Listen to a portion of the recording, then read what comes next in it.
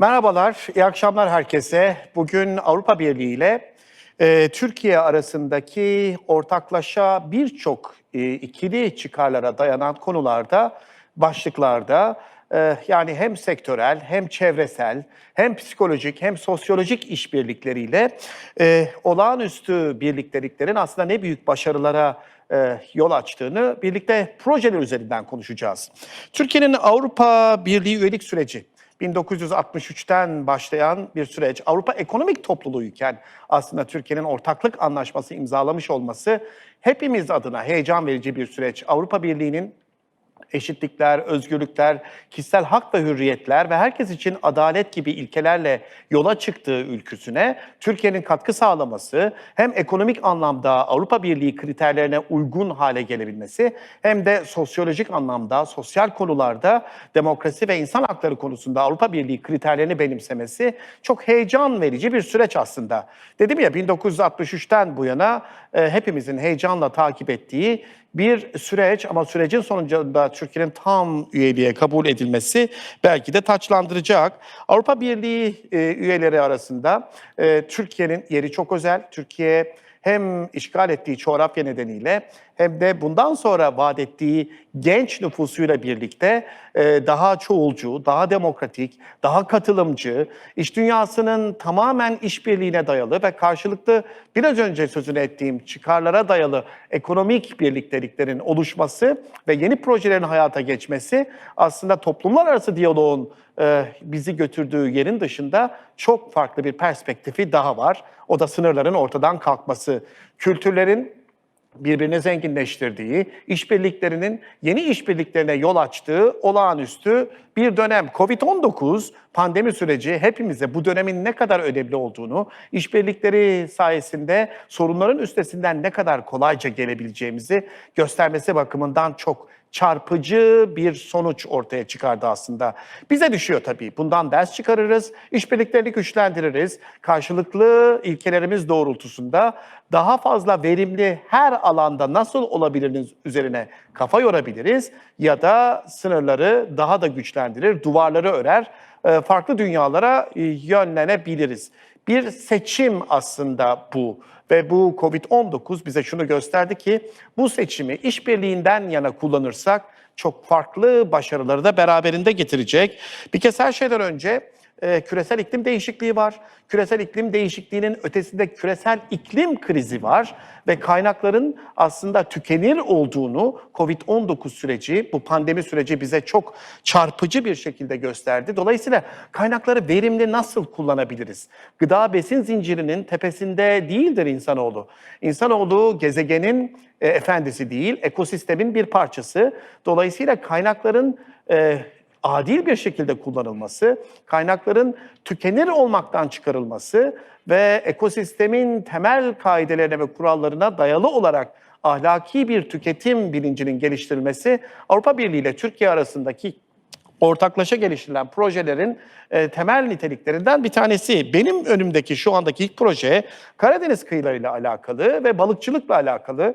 Çünkü balıkçılık özellikle Türkiye'de son yıllarda hem yani aşırı avlanma, hem ekosistemin giderek yaşamlara daha az şans tanıyan bir duruma gelmesiyle birlikte daha akılcı çözümleri de zorunlu kıldı. Türkiye ile Avrupa Birliği balıkçı kooperatiflerinin işbirliği gelişiyor ve bu çok önemli.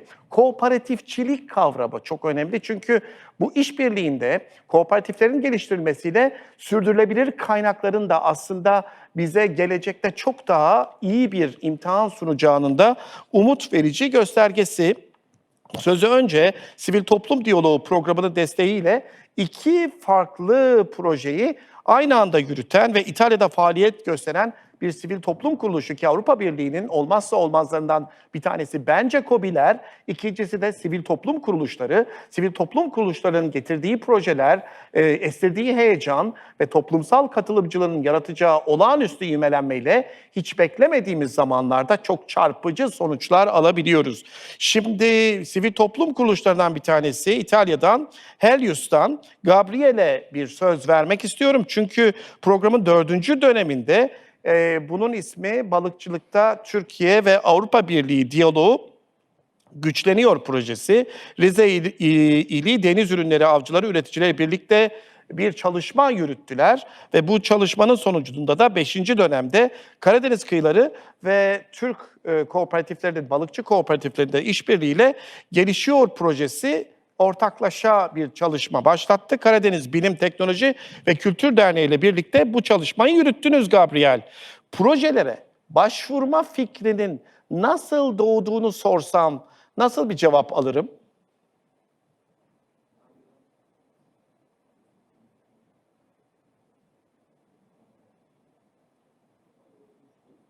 Yeah, okay, thanks, and thanks so much for the invitation. Good evening, Good afternoon. everybody. Yeah, good evening.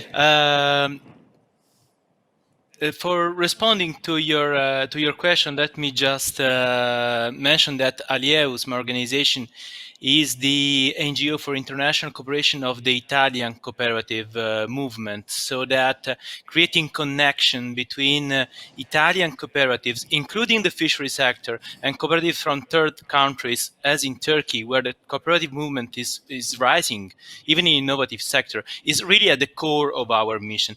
In this case, in particular, the background starts back in 2012, when we were also involved in a CSD2 project. In that case, it was in this area of CNOP, and Professor Daljic, who is here with us, was an expert there, and learned about the Italian fishery cooperative experience, and raised some concerns about the problems of the fishery sector in Rize, and wonder whether there was opportunity for sharing experience to face together between the cooperatives some of the common problems they have. From there we started. The main problem from where we started was mainly on the organization between the fishermen. So either as cooperative or producers organization, from one project we followed up with the other, raising new concerns, new problems, trying to addressing new challenges, and of course adopting also an approach that is not done for one-off initiative, but rather for long-term relationships. It's considering that Italian cooperative together with the Turkish cooperative are together in the international cooperative alliances, so that we are committed for continuing the cooperation long-term. That's also the reason why soon there will be 2 more projects starting, one specific for Rize, again for supporting the cooperative sector, and the other one at national level, also with the National Union of Cooperative. This is more or less how it came out. Şimdi aslında o kadar olağanüstü bir vurgu ki yaptığı, Gabriel'e ben burada çok teşekkür ediyorum gerçekten. Farklı ülkelerden çok farklı tabii ki tecrübeler var. Her ülkenin kendine ait sorunları var. Her ülkenin kendisinin çözdüğü ve akıl ürettiği çok önemli konular var. Bunların paylaşılması demek aslında zaman kaybının da önlenmesi demek, ama bir bakımdan da yani gittikçe tükenen doğal kaynakların korunması bakımından bu işbirlikleri bize çok daha kısa zamanda çözüm odaklı formüller de sunuyor. Bence en çarpıcı tarafı bu. Dolayısıyla Karadeniz Bilim, Teknoloji ve Kültür Derneği Proje Koordinatörü Göktuğ Dalkılıç'a da sormak isterim burada. Özellikle bu işbirliği nasıl bir ivme, aslına bakarsanız ivmeden daha iyi bir kelime arıyorum burada. Nasıl bir heyecan yarattı ki bu kadar başarılı sonuçlar alınabildi? Yani sivil toplum diyaloğu kapsamında farklı ortaklarla yürüttüğünüz bütün projeler kapsamında öğrendiğiniz çarpıcı şeyler varsa bize paylaşabilir misiniz bizle? Yani derneğe mesela ne kattı? Bundan bizim çıkaracağımız dersler ve ilhamlar olabilir mi acaba? Evet, iyi akşamlar diliyorum Cem Bey. İyi akşamlar. Size ve katılanlara, bizleri dinleyen herkese iyi akşamlar. Şimdi şöyle, biz Gabriel'in de bahsettiği gibi 2012 yılına dayanıyor. Sinop'ta yapılan Sivil Toplum Diyaloğu 2 kapsamındaki bir projede ben bir uzman olarak çalışıyordum. İtalya'dan bir uzman, Halyus'un bir uzmanı da orada bulunuyordu ve ben orada kendileriyle diyalog kurma şansım oldu. Şöyle bir şey, ben üniversitede Rize'deki Su Ürünleri Fakültesi'nde profesör olarak profesyonel hayatımı devam ettiriyorum. Yani üniversite hocasıyım. Şimdi zaman zaman biz balıkçılarla toplantılar düzenliyoruz. Toplantılarda da genelde işte balıkçıların ilgisini çekebilmek için ikramlarda bulunuyoruz. Yemek ikramlarında bulunuyoruz. Yani o ikramlardan bir tanesinde öğlen vaktiydi. Bir balıkçı denizden gelmiş. Belli ki sabahleyin saat 5'lerde 6'larda denize çıkmış, yorgun, argın, yemek yemek için. Benim yanıma doğru yaklaştı. Abi dedi, ne var burada dedi. Yemek var dedim, buyurun falan. Ben de yanında çay içiyordum. Dedi ki abi dedi, ne anlatıyorsunuz burada? İşte dedik böyle biz kooperatif üniversiteden geliyoruz. İşte böyle balıkçılık falan, işleme, bu tip şeylerden bahsediyoruz falan. Abi dedi, bana bir anlatabilir misin dedi. Benim balığım, tuttuğum mezgit balığım hem yazın hem kışın nasıl 2,5 lira ediyor? Ben anlayamadım soruyu. Nasıl dedim 2,5 lira? Çünkü tezgahta kışın 6 lira 7 lira olan mezgiti yazın işte 10 liraya 15 liraya satın alıyoruz biz. Nasıl 2,5 lira dedim. Dedi ki abi biz böyle toptancılara böyle 2,5 liradan satıyoruz mezgiti falan. Sen dedim kooperatif üyesi değil misin? Kooperatif üyesiyim abi dedi. Dedim yani hiç böyle bir saza bir eğitim vesaire verilmedi mi bu konuyla ilgili? Yani kooperatif olarak tuttuğunuz balıkları hep beraber satmayı falan düşünmediniz mi? Yok abi hiç öyle bir şey olmadı dedim. İşte bunun üzerine ciddi bir problem olduğunu ben bahsettim ve İtalyanların kooperatifçilik açısından tarihsel süreçte çok ciddi tecrübeleri olduklarını biliyorum ve proje fikirleri ortaya çıkmaya başladı. Göktuğ Bey, aslında yani Şimdi çok ufak rakamlar. İtalya'nın tecrübesini de karşılaştırma şansınız olmuştur tabii çok yakından. Ben sizin kişisel görüşlerinizi merak ediyorum. Mesela kooperatifçilik kavramına Türkiye'de hala var olan bu büyük soğukluk ya da antipati giderilebilecek gibi mi? Yani kooperatifler uzun bir süre boyunca Türkiye'de aslında çok da iyi bir imaja sahip değildi.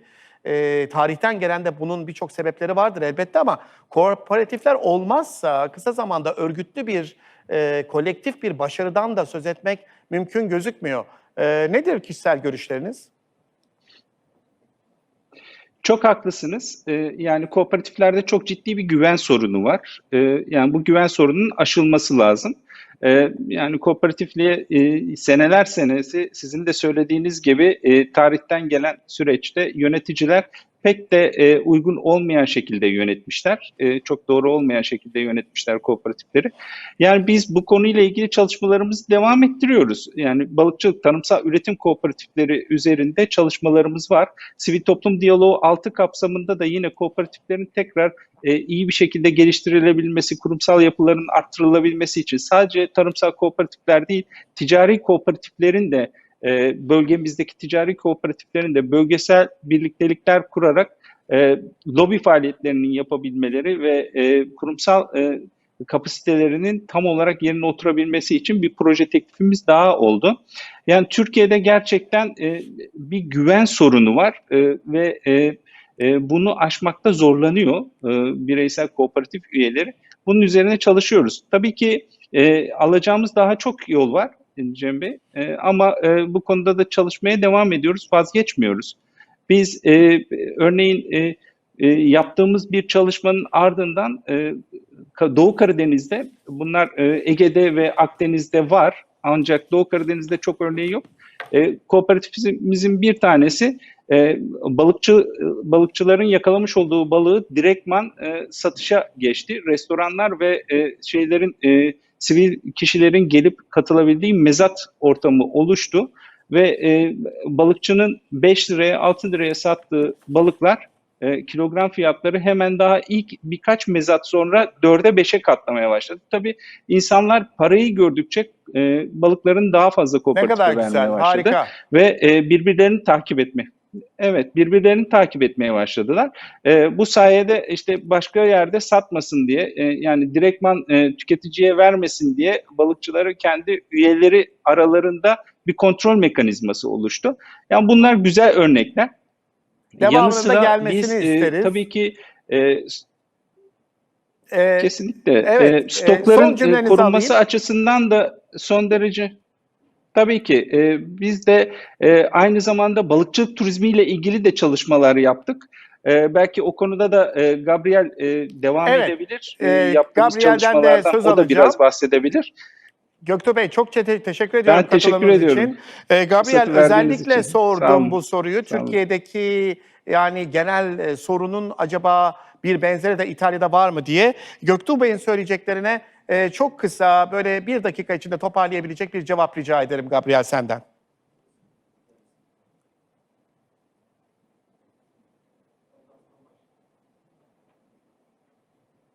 Absolutely, the problem are very similar, and that's one of the good part of the civil society dialogue. Really, to make the civil society actors speak directly between them. It was a pity we could get to cancel the study visit this year, but for the previous project we had it, and it's amazing how the project one next to the other. At the beginning you are there and trying to make interpretation to help the dialogue. Then they just speak between themselves, even if they speak completely different languages.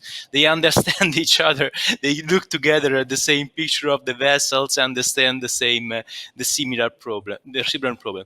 But just to conclude, let me say that they can also see the perspective of potential synergy for future business alliances, especially when they are starting a process of diversification of the income in sources like tourism and similar, and making use of very innovative solution as the collaborative digital platform that nowadays more and more are developing. Absolutely. Today it's more and more developing. Thank you so much for your contribution. Yani şimdi baktığımızda aslında sivil toplum diyaloğunun ne kadar önemli olduğunu bir kez daha bu yayında görmüş olduk. İtalya'daki bu sivil toplum örgütünün önemli isimlerinden Helius'tan Gabriel Verginelli bizlere İtalya'daki durumu çok net ve bence çok ilham verici bir şekilde açıklamış oldu.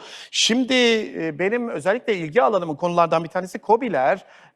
Yani bu Avrupa Birliği ile ikili aslında temaslarda ve işbirliklerinde sıklıkla gündeme gelen bir aslına bakarsanız başlık bu KOBİ'ler. Gümrük Birliği'nin özellikle KOBİ'lerin rekabetçiliğini ve adil ticaret gücünü yükseltme hedefiyle güncellenmesi projesiyle bu seferki başlık isimlendirilmiş durumda ama KOBİ'leri aslında şöyle bir düşündüğümüzde bir kez her şeyden önce istihdam. Biz şimdi bu toplantıyı fiziksel değil, yani yarı fiziksel aslında yarı da online yapıyoruz. Covid hayatımızı değiştirecek. Hayatımızı değiştirirken insanların aklındaki en önemli mesele istihdam. Ben işimi kaybedecek miyim? KOBİ'ler acaba bunun karşısında formüller geliştirebilir mi? İkincisi KOBİ'lerin en büyük avantajı teknolojik yeniliklere yatkınlığı ve bana kalırsa az yatırımla çok üretimle KOBİ'ler hem Avrupa Birliği'nin hem de Türkiye ekonomisinin bel kemiğini oluşturan çok önemli yapılar. Bir kez ekonomik dalgalanmalar bundan sonra sıklıkla olacak. Ekonomik dalgalanmaları da absorbe etmesi bakımından da KOBİ'ler çok önemli bir yer kaplıyor. Şimdi baktığımız zaman aslında bütün bu meselenin odağında Türkiye'deki KOBİ'lerin gücünü arttırmanın ve Avrupa Birliği projelerinden yararlanmanın ve projelerinden demek istediğim aslında şu. Avrupa Birliği'nin tecrübelerinden yararlanması Türkiye için çok önemli. Yani bir kez iş kurma hakkı ve hizmet sunumu serbestisi, mali hizmetler, balıkçılık, taşımacılık politikası, sosyal politika, istihdam, bütün bunların hepsinde aslında benim görebildiğim kadarıyla başlıklar var. Ama Türk Konfet'ten proje koordinatörü Erhan Bey'e bir söz vereyim önce. Fiziksel olarak tek birlikte olduğum bunca PCR testinden, Covid testinden sonra beraber gayet sağlam ve virüs olmadan çıktığımız, baş başa bir arada olma şansını yakaladığımız Erhan Bey'le. Şimdi KOBİ'ler için Gümrük Birliği projesini hayata geçiren bir başlık. Evet. Tam olarak neyi aslında amaçladınız? Çalışma nasıl gitti? Tabii. Az önce bahsettiğiniz bütün bu konularda KOBİ'lerin bilgi sahibi olmaları nispeten zor. Yani baktığınız zaman KOBİ'ler sayıca Türkiye'deki ekonominin %99'unu sayıca oluşturuyorlar. İstihdamın %70 ve üzerine oluşturuyorlar. Fakat baktığınız zaman bunların büyük bir çoğunluğu küçük, mikro, orta işletmeler. Büyük işletmeler nispeten sayıca az ve bak bu mikro ve küçük işletmelerin bu konularda bilgi üretmeleri çok zor. Yani bunu şöyle tanımlıyoruz. KOBİ'ler için bilgi sahibi olmak aslında çok pahalı. Bizim yola çıkarkenki hedefimiz Gümrük Birliği'nin güncellenmesini iş insanlarının, KOBİ'lerin gündeminde tutmak. Daha iyi nasıl faydalanabilirler, ihracatı nasıl artırabilirler, ülke ekonomisine nasıl katkıda bulunabilirler? Bunu araştırarak yola çıktık. Tabii gündemden çok etkilenen bir konu. Avrupa Birliği ile diyalog içerisinde yürütmemiz gereken bir konuydu. Paydaşımız da bu anlamda bize çok destek oldu. Bir kez paydaşınız Slovakya'dan. Doğru. Yani Slovakya'nın Avrupa Birliği tecrübesi aslında görece olarak yeni. Slovakya'dan yani sizin muadiliniz olan bir PAS zannediyorum. Doğru.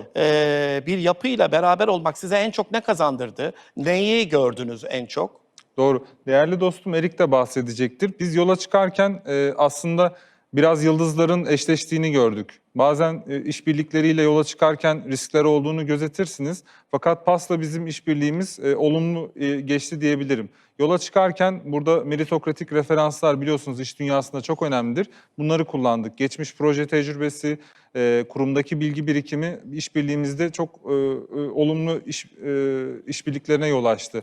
Aynı zamanda iki kurumun da Brüksel'de temsilciliğinin bulunması hem Türkonfed'in hem PAS'ın hazırladığımız içeriğin, toplantıların, çıktıların aynı zamanda Brüksel'de konuşulmasını sağladı. Savunuculuk anlamında diyaloğun devam etmesini sağladı. Diğer yandan ilişkilerin sıcak olduğu bir dönemdi. Yani Slovakya-Türkiye ilişkileri çok iyi bir durumdaydı. Dolayısıyla siyasi gündemden bağımsız olarak işin mutfağında, teknik kısmında daha fazla nasıl katma değer sağlayabiliriz? Bunu yapıcı bir şekilde çok rahat çalışabildik. Yani aslında Gümrük Birliği'nin sağladığı avantajları gerçekten bir avantaja döndürme çalışması ve azmi bu diye Doğru. özetleyebiliriz. Tabii ki tam bu noktada aslında bir yandan da doğru soru neden PAS? Aynı zamanda neden Slovakya? Geriye dönüp şunu kontrol edebildik. Slovakya 2004 yılında Avrupa Birliği üyesi oldu. Türkiye'de bu yolculukta ilerliyor. Şunu gözlemleme şansımız oldu. Türkiye bu yolculukta şu anda ne durumda? Potansiyeli nedir? Üye olduğunda nasıl bir sıçrama yapabilir? Çünkü önünde Slovakya gibi bir örnek var. Slovakya'da 2004 öncesinde çok ciddi bir gelişme kaydederek 2004'teki üyelikle bu gelişimi katlayarak arttırdı. Dolayısıyla biz burada Türkiye'deki sektörlerin önüne aslında bir yol haritası sunma imkanı, bir etki analizi yapma imkanını elde ettik. Şimdi hemen o zaman proje ortağına bir dönelim. Erik Zedeli, şimdi PAS aslında tam karşılığı olabilir. Slovakya'nın bütün bu tecrübesinden faydalanma açısından soru sorduğum zaman Erhan Bey'in gözlerindeki ışıltıyı gördüm. Dolayısıyla son derece iyi bir işbirliği gerçekleşmiş olduğunu anlıyoruz. Yani siz aslında kendi tecrübenizle Slovakya'da Türkiye'ye baktığınız zaman hangi avantajları, hangi dezavantajları gördünüz? Yorumunuzu merak ettim. Erik'e soralım bu soruyu da.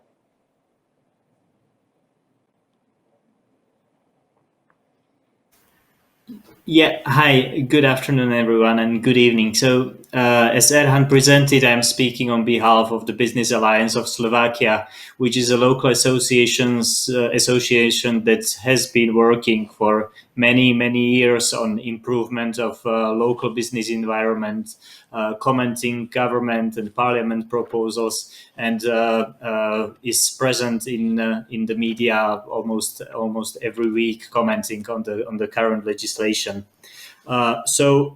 This project has taught us a lot about the customs union and about the Slovak-Turkish trade and the challenges for SMEs. And actually, we were really nicely surprised that even given the small size of the Slovak economy, there is a vibrant Turkish business community. And this was also proven by the local workshop we have done, where we invited the experts on Turkey. During During the pandemic process, is it still still the valid projection that it's a vibrant technology and vibrant sector in Turkey? It definitely is, and we can see a lot of potential for cooperation, even as the tech sector is growing in Slovakia, and we have many new companies that want to expand abroad, and I think Turkey is a great market to go to, given its size. Eric, thank you so much for the participation, actually. We are approaching the closure. Thank you so much for all the effort you have done.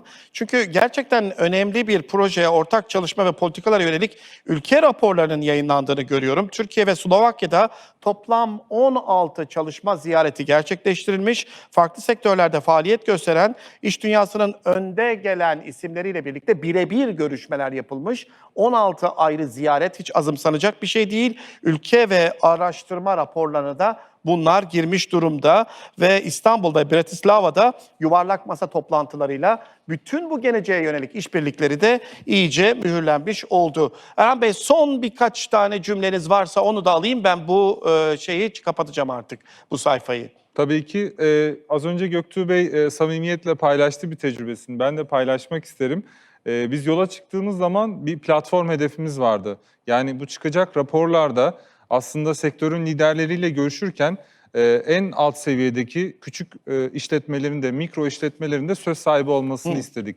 Bir platform kurduk ve görüş alalım diye. Online olarak, pandemi de yok. Tabii farklı kanallar var. Bu görüşleri toplamak çok zor. Bir 3-4 ay platformu kurduktan sonra bekledik. Görüşler gelmiyor.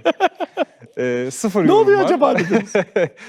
Yani bir söz vardır, Türk insanının aklı gözündedir diye. Bu işletmeler için kesinlikle çok geçerli. Anadolu'da böyleyse Avrupa'da da böyle. Aslında insan olarak bu anlamda çok benzeriz. Bunu sıfırdan 10 bine nasıl çıkarttık? 100 bin işletme bunu nasıl gördü? 10 bin yorum nasıl aldık?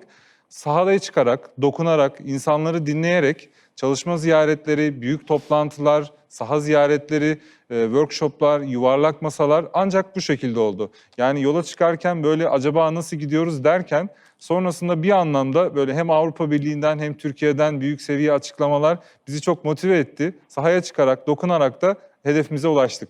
Çok çok teşekkürler ve tebrikler. Çok Kolay bir iş başarmadınız aslında. Müthiş bir diyaloğu da başarıyla sonuçlandırdınız. Ülke ekonomisine katkı konusunda çok da ciddi bence tecrübeler edindiniz. Bence en önemli sonuç da bu olsa gerek. Geleceğe yeni köprüler döşedi. Ümit ederiz öyle olmuştur. Biz de projeyi destekledikleri için Sivil Toplum Diyaloğu'na, AB Başkanlığı'na teşekkür ederiz. Çok teşekkürler, sağ olun. Şimdi aslında bir konu daha var. Şimdi Avrupa Birliği bir kez her şeyden önce yine pandemiden bahsedeyim. Çünkü pandeminin yarattığı etkiyi bugünden yarına elimine edemeyeceğiz. Yenilikçi çözümlere ihtiyacımız var. Yani tüketim modelimizden düşünme modelimize, yani görebildiğim kadarıyla eğitim modelimizden bütün hayatın içindeki çevre politikalarından kadın haklarına kadar her türlü düşünceyi yeniden gözden geçirmemiz ve yeni bir anlayışı edinmemize ihtiyaç var. Yoksa pandemi bugün geçecek, öteki pandemi çıkacak ve biz bundan baş edemeyeceğiz. Şimdi büyük bir iklim krizi var. Dolayısıyla iklim politikalarında yenilikçi çözümlere ihtiyaç var. Yani şunu gördük ki dünyanın kaynakları tükenebilir ve bu tükenmek üzere olan kaynakları korumak için harekete geçmek ve uluslararası işbirliğiyle birlikte aslında beraber ortaklaşa hareket etmenin yollarını bulmamız lazım. Avrupa Birliği düşük karbon politikası bunun için çok önemli. Donald Trump böyle şeyler safsata demişti ve dolayısıyla üretim mekanizmalarındaki karbon salınımını biraz daha kontrol altına almak için gerekli politikaları elinin tersiyle itmiş. Paris Anlaşması'ndan da Amerika Birleşik Devletleri'ni çıkarmıştı. Ama bu sorumsuz politikalar Avrupa Birliği'nde ne mutlu ki aslında karşılık bulmadı. Çok önemli. Sivil Toplum Diyaloğu programı hibe destekleri sadece Türkiye ve Avrupa Birliği üyesi ülkeler arasında değil, aynı zamanda Avrupa Birliği potansiyel aday ülkelerindeki sivil toplumun da bence ne kadar aktif olduğunu ve işbirliğine açık olduğunu göstermesi bakımından bütün ortaklıklara açık bir yapısı var. Bunu ben de öğrendim ve çok hoşuma gitti gerçekten. Mesela Bosna Hersek'ten South Eastern European Change Network Vakfı'nın programın 5. dönemi kapsamında elimdeki notlara bakıyorum. Ortakları Türkiye Ekonomi Politikaları Araştırma Vakfı, TEPAV ve Belçika'dan Climate Action Network Europe'la birlikte yürüttüğü Türkiye 2050 hesaplayıcısı. Şimdi bunlar çok karmaşık başlıklar aslında. Burada bir eleştirim var. Allah aşkınıza şu başlıkları biraz daha basitleştirin, biraz daha insanileştirin ki biz bunları topluma anlatmakta gazeteciler olarak zorluk çekmeyelim. Avrupa Birliği düşük karbon politikası aracının uygulanması yoluyla iklim politikası diyaloğunun geliştirilmesi projesi. Projenin ismi bu. Çok uzun bir ismi var ama çok manalı bir içeriği var. Neden? Düşük karbon politikası bir an evvel hayata ve yürürlüğe geçmeli. Dünyanın artık daha fazla kirletilmeye, daha fazla ısınmaya tahammülü kalmadı. Dolayısıyla daha yaşanabilir bir dünya kurmak zorundayız. Şimdi sözü projenin koordinatör faydalanıcısı aslında kısa adıyla SEE ChangeNet'ten Garrett'a vermek istiyorum. Garrett Patrick Kelly. Bence hem iklim politikası hem de Avrupa Birliği düşük karbon politikasında bu işbirliğinin yarattığı bir heyecan dalgası ve bir sonuç perspektifi var. Görüşlerini merak ederim. Beni duyabiliyor musun Garrett?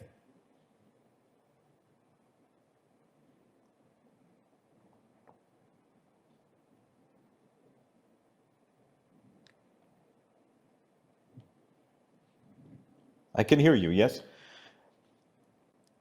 Proje ortağınızla birlikte Hello. Türkiye'de Climate Action Network Europe Belçika'da faaliyet gösteren kendi alanındaki en önemli sivil toplum kuruluşlarından biri. İşbirliğinizin sonuçlarına özellikle senin perspektifinden Türkiye ile Avrupa Birliği arasındaki sivil toplum diyaloğu açısından değerlendirmeni rica etsem nasıl bir yorum yapmış olursun?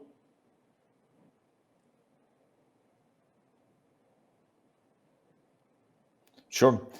Good evening from Sarajevo to start with. You had so many questions there in one sentence, I didn't know where to start. But let me start with a simple one. Why did we start making an energy model for Southeast Europe, for all of the Balkans, in fact? We were looking at NGOs who were protesting about energy projects, and they were always protesting near the end when the project was almost finally ready to go on site. And then we were having business leaders and politicians saying, you know, why are you against development? Why don't you think about the jobs? You think we can all live in nature? And we saw that there was no agreement on the facts. They did not have some common ground around which they could decide what would be an alternative, how much would it cost. And we looked across the European Union, and ironically, we found that the British, under Cameron's government, through Cambridge University, through a guy called Professor Mackay, had come to the same conclusion.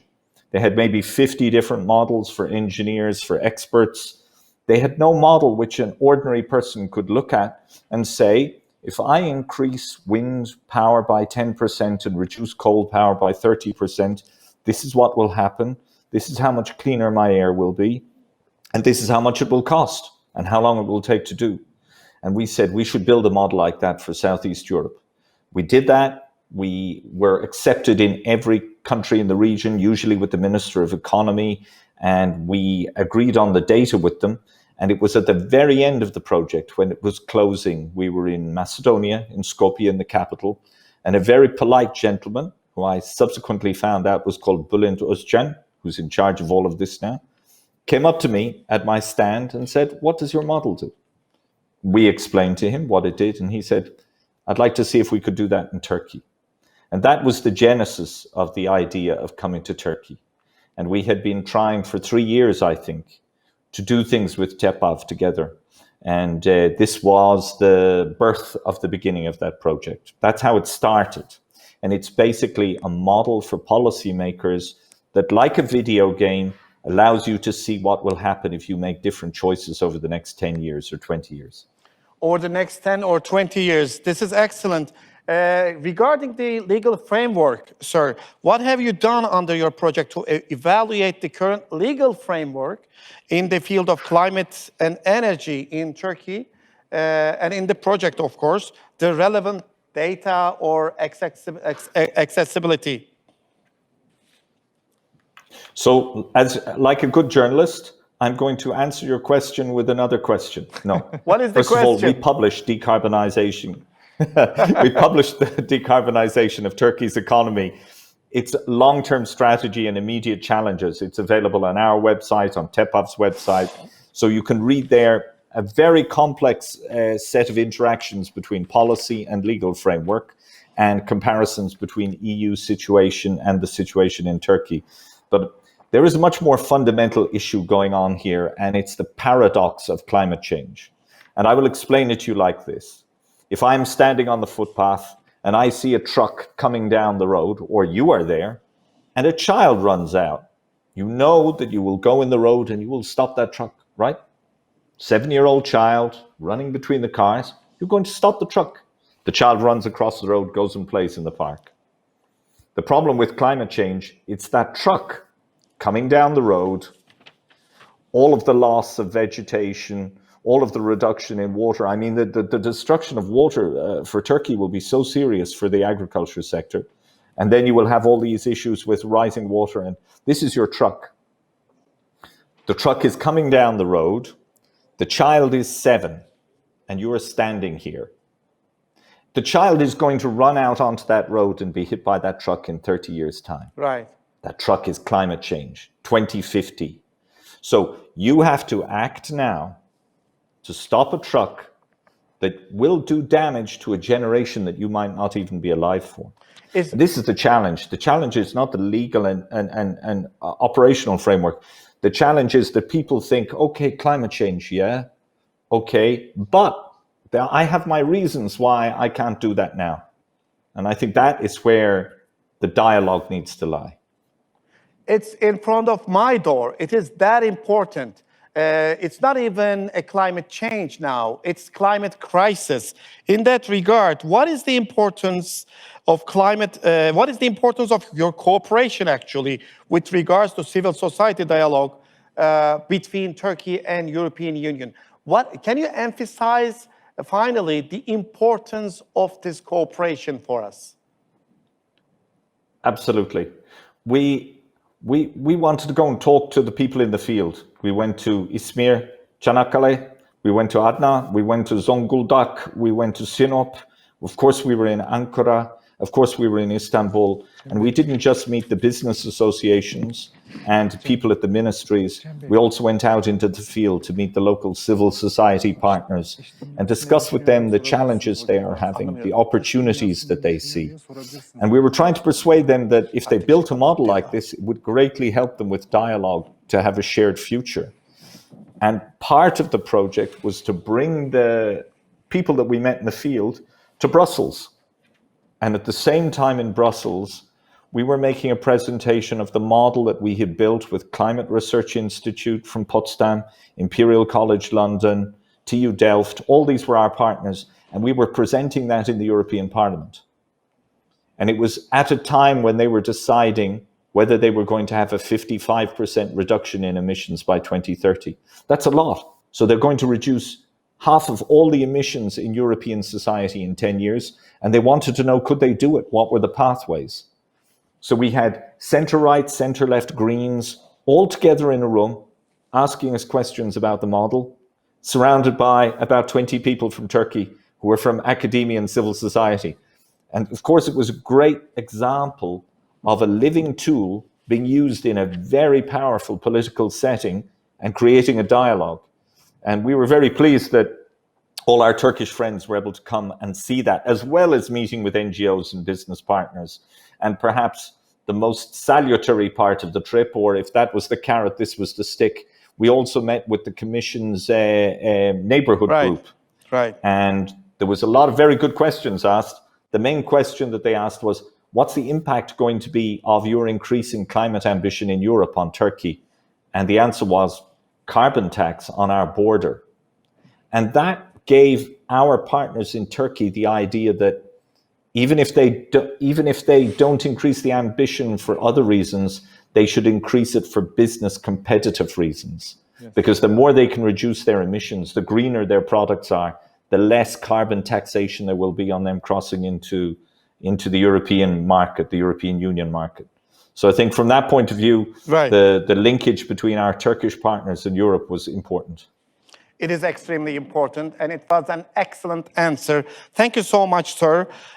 Yani vaktimiz keşke biraz daha uzun olsaydı da buna devam edebilseydik. Ama artık vaktimiz çok daraldı ve kapatmak zorundayım. Ama benim görebildiğim kadarıyla yani şimdi bizim bugünkü toplantıda özellikle Avrupa Birliği ile Türkiye arasındaki işbirliklerinin hele hele böyle bir dönemde işbirliklerinin son derece yakından anlaşıldığı pandemi sürecinde çok daha önem ve anlam arz ettiğini düşünüyorum. Türkiye 2050 hesaplayıcısı Avrupa Birliği düşük karbon politikası aracının uygulanması yoluyla iklim politikası diyaloğunun geliştirilmesi, yani kısaca daha fazla dünyayı kirletemeyiz, daha fazla karbon salamayız, daha fazla karbon ayak izi bırakamayız. Bunun için ortak çözümler üretmeliyiz çalışmasının son derece çarpıcı sonuçlarını izlediniz. Erhan Bey'le biraz önce KOBİ'leri konuştuk. KOBİ'ler her şeyden önce istihdam demek. Bundan sonra bizi nelerin beklediğini bilmiyoruz. Covid-20 gelip gelmeyeceğini bilmiyoruz. Önemli olan istihdamın devamının sağlanabilmesi. Hele hele Türkiye gibi genç nüfusuyla övünen bir ülkede KOBİ'lerin desteklenmesi ve Avrupa Birliği KOBİ'lerinin geçirdiği bütün evrelerden mümkün olduğunca faydalanması bence son derece çarpıcı ve elzem sonuçlar bizim için önemli sonuçlar içeriyor. Bu başlığı da son derece önemsiyorum. Dolayısıyla Gümrük Birliği'nin KOBİ'lerin rekabetçiliğini, ki rekabetçilik en önemli kavram bundan sonra olacak, adil ticaret gücünü yükseltme hedefiyle güncellenmesi, yani ahlaklı ticaretin, yasalara uygun ticaretin ve istihdam getirici projelerin ortaya çıkması bakımından çok önemli çalışmalara imza attı bence de bu. Ve en önemlisi de kaynakların tükenmesi meselesinde denizlerimiz. O kadar avcılığı abarttık ve o kadar kaynaklarımızı yağmaladık ki balık türleri tükendi, Marmara'da tükendi, Türkiye'de Akdeniz'de hele korkunç bir yağmalama var ve Karadeniz'deki balıkçılıkta alarm zilleri çalmaya başladığından Karadeniz kıyıları Avrupa Birliği balıkçı kooperatiflerinin işbirliğiyle geliştirilmesi için bir başlık açıldı ve böylece kooperatiflerin hayatımıza girmesi sağlanmış oldu. Kooperatifler Avrupa Birliği ülkeleri için de son derece önemli ve Türkiye'nin de yeni tanıştığı bir kavram ama bundan sonra vazgeçemeyeceği bir kavram gerçekten. Ben bu daveti yaptığı için Avrupa Birliği Başkanlığı'na çok teşekkür ediyorum. Her şeyden önce diyalog yolunun açılması, diyalogla birlikte çözümlerin ve sorunların bence en kısa zamanda hayatımıza nüfuz etmesi dileğiyle herkese sağlıklı, mutlu ve virüssüz bir gelecek temennisiyle iyi akşamlar diliyorum. Ben Cem Seymen, hoşça kalın.